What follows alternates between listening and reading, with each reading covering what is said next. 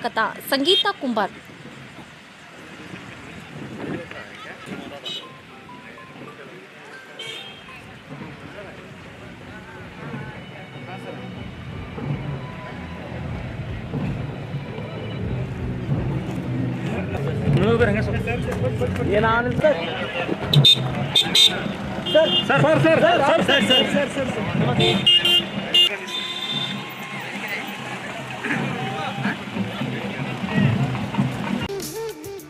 ಇದೀಗ ನೇರವಾಗಿ ನಾನು ರಾಹುಲ್ ಗಾಂಧಿ ಅವರನ್ನು ಇವತ್ತು ಏನು ಹೋರಾಟ ಮಾಡ್ತಾರೆ ನಮಗೆ ಹೃದಯಪೂರ್ವಕವಾದಂತಹ ಅಭಿನಂದನೆಗಳು ಸಲ್ಲಿಸ್ತೇನೆ.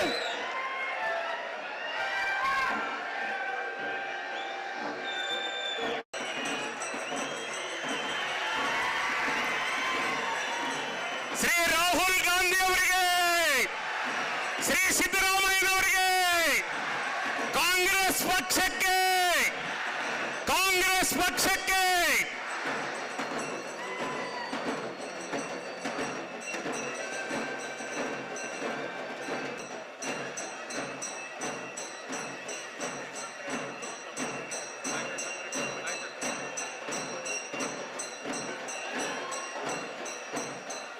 ಲೋಳಿಯವರು ಒಂದೇ ಮಾತಿನಲ್ಲಿ ತಮ್ಮೊಂದಿಗೆ ವಂದನಾರ್ಪಣೆಯನ್ನು ಹಂಚಿಕೊಳ್ಳಲಿದ್ದಾರೆ. ಭಾರತೀಯ ರಾಷ್ಟ್ರೀಯ ಕಾಂಗ್ರೆಸ್ ಪಕ್ಷದ ನೇತಾರಾದಂತಹ ಸನ್ಮಾನ್ಯ ಶ್ರೀ ರಾಹುಲ್ ಗಾಂಧಿ ದಯವಿಟ್ಟು ನಮ್ಮ ಆಸನದಲ್ಲಿ ಕೂತ್ಕೊಳ್ಳಬೇಕಂತ ವಿಜ್ಞಾಪಿಸ್ಕೊಳ್ತಾ ಇದ್ದೀನಿ. ಇಲೆಕ್ಷನಲ್ಲಿ ಆಸನಕ್ಕೆ ಮಾಡಿಕೊಡ್ಬೇಕಂತ ಹೇಳ್ಕೊಳ್ತಾ ಇದ್ದೀನಿ.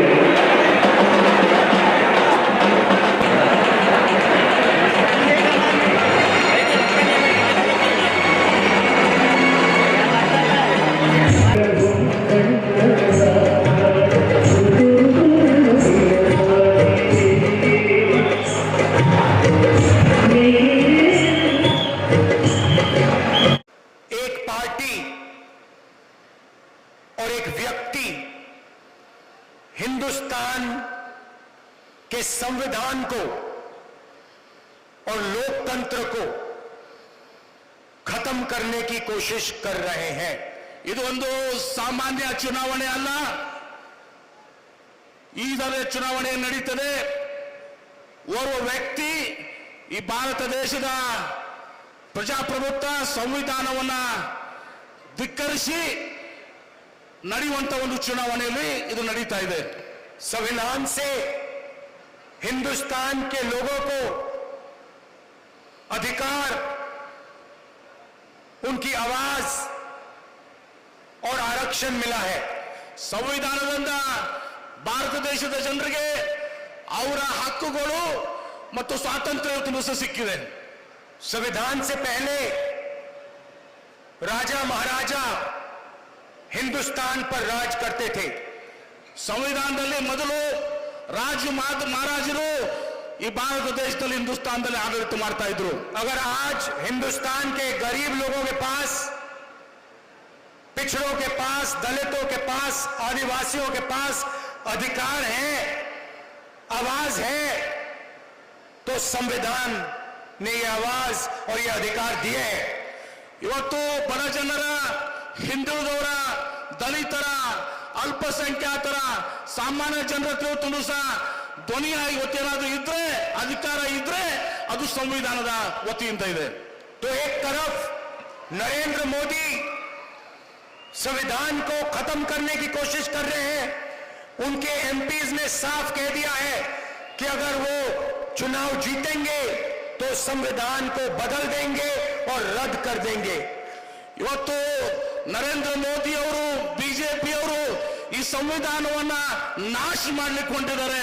ಅವರು ತಮ್ಮ ಮಾತುಗಳಲ್ಲಿ ಹೇಳಿದ್ದಾರೆ, ಎಂಪಿ ಅವರು ಹೇಳಿದ್ದಾರೆ, ಇವತ್ತು ನಾವು ಅವರ ಅಧಿಕಾರಕ್ಕೆ ಮತ್ತೆ ಬಂದ್ರೆ ಈ ಸಂವಿಧಾನವನ್ನ ನಾಶ ಮಾಡ್ತೀವಿ, ಬದಲಾವಣೆ ಮಾಡ್ತೀವಿ ಅಂತ ಹೇಳಿ. एक तरफ वो लोग और दूसरी तरफ कांग्रेस पार्टी और इंडिया अलायंस जो संविधान को, बसवना जी की विचारधारा को बचाने की कोशिश कर रहे हैं. ಒಂದ್ ಕಡೆ ಈ ಭಾರತೀಯ ಜನತಾ ಪಕ್ಷ, ಈ ಮೋದಿ ಅವರು, ಇನ್ನೊಂದ್ ಕಡೆ ನಮ್ಮ ಕಾಂಗ್ರೆಸ್ ಪಕ್ಷ ಇವತ್ತು ಈ ದೇಶದ ಸಂವಿಧಾನವನ್ನ ಇಂಡಿಯಾ ಅಲಯನ್ಸ್ ಜೊತೆಗೂಡಿ ಇವತ್ತು ರಕ್ಷಣೆ ಮಾಡಲಿಕ್ಕೆ ಹೊರಟಿದೆ.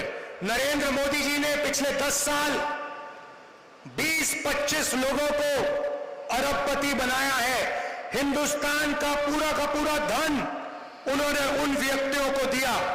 ನರೇಂದ್ರ ಮೋದಿ ಅವರು ಕಳೆದ 10 ವರ್ಷಗಳಲ್ಲಿ 20ರಿಂದ 25 ದೊಡ್ಡ ಶ್ರೀಮಂತರನ್ನ ಹುಟ್ಟಾಕಿದ್ದಾರೆ. ಭಾರತ ದೇಶದ ಸಂಪತ್ತಿ ಈ 20-25 ಜನರ ಕೈಯಲ್ಲಿದೆ. पूरा का पूरा फायदा नरेंद्र मोदी जी ने अदानी जैसे लोगों को दिया है. हिंदुस्तान के एयरपोर्ट, हिंदुस्तान के पोर्ट, हिंदुस्तान का इंफ्रास्ट्रक्चर, डिफेंस की इंडस्ट्री, सोलर पावर की इंडस्ट्री, विंड पावर की इंडस्ट्री, पूरा का पूरा नरेंद्र मोदी जी ने अदानी और अदानी जैसे लोगों को पकड़ा दिया है. ಇವತ್ತು ಅದಾನಿ ಅವರಿಗೆ ಈ ಭಾರತ ದೇಶದ ಎಲ್ಲ ಸಂಪತ್ತನ್ನು ನಮ್ಮಲ್ಲಿರುವಂತಹ ದೊಡ್ಡ ದೊಡ್ಡ ಕಂಪನಿಗಳನ್ನ ಇವತ್ತು ಅದು ಸೋಲಾರ್ ಎನರ್ಜಿ ಇರಬಹುದು, ಇವತ್ತು ನಮ್ಮ ವಿಮಾನ ನಿಲ್ದಾಣಗಳಿರ್ಬೋದು, ಇವತ್ತು ಪೋರ್ಟ್ಗಳಿರ್ಬೋದು, ಇವೆಲ್ಲವನ್ನು ಕೂಡ ಅದಾನಿ ಅವರಿಗೆ ಕೊಟ್ಟಿದ್ದಾರೆ. और गरीबों को कुछ नहीं मिला. ಬಡವರಿಗೆ ಏನೂ ಕೂಡ ಸಿಕ್ಕಿಲ್ಲ. कर्नाटक में हम 5 गारंटी देते हैं और आप जानते हो कि कर्नाटक में गरीबों को कितना फायदा हुआ है. ಕರ್ನಾಟಕ ರಾಜ್ಯದಲ್ಲಿ ನಾವು 5 ಗ್ಯಾರಂಟಿಗಳನ್ನ ಏನು ಕೊಟ್ಟಿದ್ದೀವಿ, ಅದರಿಂದ ಬಡವರಿಗೆ ಎಷ್ಟು ಅನುಕೂಲ ಆಗಿದೆ ಅಂತ ತಾವು ಹೇಳಬೇಕು. ये देखो, ये जो आपने अभी ताली बजाई, ये प्रेस वाले कभी नहीं दिखाएंगे क्योंकि ये प्रेस वाले गरीबों के नहीं है. ಇವತ್ತು ಜನ ಏನನ್ನು ಹರ್ಷೋದ್ಗಾರ ಮಾಡಿದ್ರಿ, ಚಪ್ಪಾಳೆ ಹೊಡೆದ್ರಿ, ಇದು ನಮ್ಮ ಕಾಂಗ್ರೆಸ್ ಪಕ್ಷಕ್ಕೆ, ನಮ್ಮ ನೀತಿಗೆ ಗ್ಯಾರಂಟಿ ಪರವಾಗಿದ್ದೀರಿ. ಇದನ್ನ ಪ್ರೆಸ್ನವರು ಕೂಡ ಅರ್ಥ ಮಾಡ್ಕೋಬೇಕು.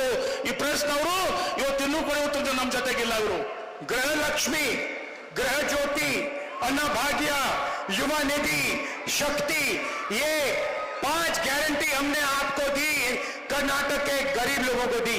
ಗೃಹ ಜ್ಯೋತಿ, ಗೃಹ ಲಕ್ಷ್ಮಿ, ಅನ್ನಭಾಗ್ಯ, ಶಕ್ತಿ ಮತ್ತು ಯುವ ನಿಧಿ, ಈ 5 ಗ್ಯಾರಂಟಿಗಳನ್ನ, ಯೋಜನೆಗಳನ್ನ ಕರ್ನಾಟಕ ರಾಜ್ಯ ಜನತೆಗೆ ನಾವು ಕಾಂಗ್ರೆಸ್ ಸರ್ಕಾರ ಕೊಟ್ಟಿದ್ದೀವಿ. तो आप देखिए, वो अरबपति बनाते हैं, 25 अरबपति बनाए उन्होंने. ಅವರು ಕೋಟ್ಯಾಧೀಶರನ್ನ ಮಾಡ್ತಾರೆ, ಸೃಷ್ಟಿ ಮಾಡ್ತಾರೆ. 25 ಕೋಟ್ಯಾಧೀಶರನ್ನ ಅವರು ಹುಟ್ಟಾಕಿದ್ದಾರೆ. मैं आपको इस स्टेज से बता रहा हूं कि हमारी सरकार करोड़ों लाखपति बनाने जा रही है. ನಾನು ಈ ಒಂದು ಸಭೆಯನ್ನ ಇವತ್ತು ಸಹ ಹೇಳ್ತೇನೆ, ನಮ್ಮ ಸರ್ಕಾರ, ನಮ್ಮ ಪಕ್ಷ ಇವತ್ತು ಸಹ ಈ ಕರೋಡಿಪತಿಗಳನ್ನ ಹುಟ್ಟಾಕುವಂತದ್ದಲ್ಲ, ಕೆಲಸವನ್ನು ಮಾಡ್ತಾ ಇಲ್ಲ. जितना पैसा नरेंद्र मोदी जी ने अरबपतियों को दिया, उतना पैसा हम किसानों को, युवाओं को, गरीबों को, मजदूरों को देने जा रहे हैं. ಎಷ್ಟು ಕೋಟ್ಯಾಂತರ ಹಣ ಇವತ್ತು ಸಹ ನರೇಂದ್ರ ಮೋದಿ ಅವರು ಈ ಕೋಟ್ಯಾಧೀಶರಿಗೆ, ದೊಡ್ಡ ದೊಡ್ಡ ಉದ್ಯಮಿಗಳು ಕೊಡ್ತಾರೆ. ಅದನ್ನ ನಾವು ರೈತರಿಗೆ, ಬಡವರಿಗೆ, ಕೂಲಿ ಕಾರ್ಮಿಕರಿಗೆ, ಹಿಂದುಳಿದವರಿಗೆ ನಾವು ಕೊಡ್ಲಿಕ್ಕೆ ಬಯಸಿದ್ದೀವಿ. गृह लक्ष्मी स्कीम के बारे में प्रधानमंत्री ने कहा था कि अगर इसको कर्नाटक में लागू कर दिया जाए तो कर्नाटका बैंकरप्ट हो जाएगा. ಗೃಹಲಕ್ಷ್ಮಿ ಯೋಜನೆಯನ್ನ ನಾವು ಪ್ರಾರಂಭ ಮಾಡಿದಾಗ ನರೇಂದ್ರ ಮೋದಿ ಅವರು ಹೇಳಿದ್ರು, ಈ ಗೃಹಲಕ್ಷ್ಮಿ ಯೋಜನೆಯಿಂದ ಕರ್ನಾಟಕ ರಾಜ್ಯ ದಿವಾಳಿ ಆಗ್ತದೆ ಅಂತೇಳಿ. कोई बैंकरप्ट नहीं हुआ. ಯಾವುದು ಕೂಡ ಕರ್ನಾಟಕ ರಾಜ್ಯ ದಿವಾಳಿ ಆಗಿಲ್ಲ. अब नरेंद्र मोदी जी, आप सुनिए, ನರೇಂದ್ರ ಮೋದಿ ಅವರು ನೀವು ತಿಳ್ಕೊಳ್ಳಿ, ಕೇಳ್ಕೊಳ್ಳಿ. आज कर्नाटक के ವಿಕಸಿತ ಭಾರತ ಮಾಡ್ತೀವಿ, ವಿಕಸಿತ ಭಾರತವನ್ನು ಮಾಡ್ತೀವಿ. ಅದು 2047ನೇ ಇಸ್ವಿಗೆ ಅಂತ ಹೇಳ್ತಾರೆ. 2047ನೇ ಇಸ್ವಿಗೆ ವಿಕಸಿತ ಭಾರತವನ್ನು ಮಾಡ್ತೇವೆ. ಮತ್ತೆ ಭಾರತೀಯ ಜನತಾ ಪಕ್ಷದವರು ಈ ಸಾರಿ ಸೋಲ್ತಾರೆ. ಈ ಚುನಾವಣೆಯಲ್ಲಿ ಅವ್ರಿಗೂ ಗೊತ್ತಾಗಿದೆ ನಾವು ಸೋಲ್ತೀವಿ ಅಂತಕ್ಕಂಥ. ಅದು ಈ ವರ್ಷದ ಈ ಲೋಕಸಭಾ ಚುನಾವಣೆಯ ಫಲಿತಾಂಶ ಈಗಾಗಲೇ ಗೊತ್ತಾಗಿದೆ. ಅದಕ್ಕೋಸ್ಕರ ಸೋಲ್ತೀವಿ ಅನ್ನೋದ್ರಿಂದ 400 ಸೀಟ್ಗಳನ್ನು ಗೆಲ್ತೀವಿ, 4 ಸೀಟುಗಳು ಯಾಕೆ ಗೊತ್ತಾ? ಇದು 400 ಬೇಕು ಅಂತ ಇರೋದು ಸಂವಿಧಾನ ಬದಲಾವಣೆ ಮಾಡಲಿಕ್ಕೋಸ್ಕರ. ಸಂವಿಧಾನ ಬದಲಾವಣೆ ಮಾಡಲಿಕ್ಕೋಸ್ಕರ. ಇವರಿಗೆ ಯಾವತ್ತೂ ಕೂಡ ಬಿಜೆಪಿಯವರಿಗೆ ಸಂವಿಧಾನದ ಬಗ್ಗೆ ಗೌರವ ಇಲ್ಲ, ಬದ್ಧತೆ ಇಲ್ಲ, ಸಂವಿಧಾನದ ಧ್ಯೇಯೋದ್ದೇಶಗಳನ್ನು ಈಡೇರಿಸಬೇಕು ಅನ್ನೋದ್ರಲ್ಲಿ ಬದ್ಧತೆ ಇಲ್ಲ. ಸಂವಿಧಾನಕ್ಕೆ ವಿರುದ್ಧವಾಗಿ ನಡ್ಕೊಳ್ತಾ ಇರ್ತಕ್ಕಂಥವರು ಭಾರತೀಯ ಜನತಾ ಪಕ್ಷದವರು. ಸಾಮಾಜಿಕ ನ್ಯಾಯಕ್ಕೆ ವಿರುದ್ಧವಾಗಿರ್ತಕ್ಕಂಥವರು ಭಾರತೀಯ ಜನತಾ ಪಕ್ಷದವರು. ಬಡವರಿಗೆ ವಿರೋಧವಾಗಿರ್ತಕ್ಕಂಥವರು ಭಾರತೀಯ ಜನತಾ ಪಕ್ಷದವರು. ಇವತ್ತು ಸಮಾಜದಲ್ಲಿ ಅಸಮಾನತೆ ಇರಬೇಕು ಅಂತ ಹೇಳ್ತಕ್ಕಂಥವ್ರು ಭಾರತೀಯ ಜನತಾ ಪಕ್ಷದವರು. ಅಸಮಾನತೆ ಇದ್ರೂ ಮಾತ್ರ ಶೋಷಣೆ ಮಾಡಲಿಕ್ಕೆ ಸಾಧ್ಯ ಆಗ್ತದೆ. ಅದಕ್ಕೋಸ್ಕರ ತಾವೆಲ್ಲರೂ ಕೂಡ ಈ ಸಾರಿ ದೊಡ್ಡ ಮನಸ್ಸು ಮಾಡಬೇಕು, ದೊಡ್ಡ ಮನಸ್ಸು ಮಾಡಬೇಕು. ನೀವು ನಿಮ್ಮ ಕರ್ನಾಟಕದ ಬಗ್ಗೆ ಮಾತಾಡದೇ ಇರತಕ್ಕಂಥ, ಬಾಯಿ ಬಿಡದೇ ಇರತಕ್ಕಂಥ, ಏನು ಅಭಿವೃದ್ಧಿ ಕೆಲಸಗಳನ್ನು ಮಾಡದೇ ಇರತಕ್ಕಂಥ ಜಿಗಜಿಣಗಿ ಅವರನ್ನ ಸೋಲಿಸಿ ನಮ್ಮ ಪಕ್ಷದ ಅಭ್ಯರ್ಥಿಯನ್ನ ಗೆಲ್ಲಿಸ್ಕೊಡ್ಬೇಕು ಅಂತೇಳಿ ನಿಮ್ಮಲ್ಲಿ ಅತ್ಯಂತ ಕಳಕಳಿಯಿಂದ ಪ್ರಾರ್ಥನೆ ಮಾಡಿ ನನ್ನ ಮಾತನ್ನು ಮುಗಿಸ್ತೇನೆ.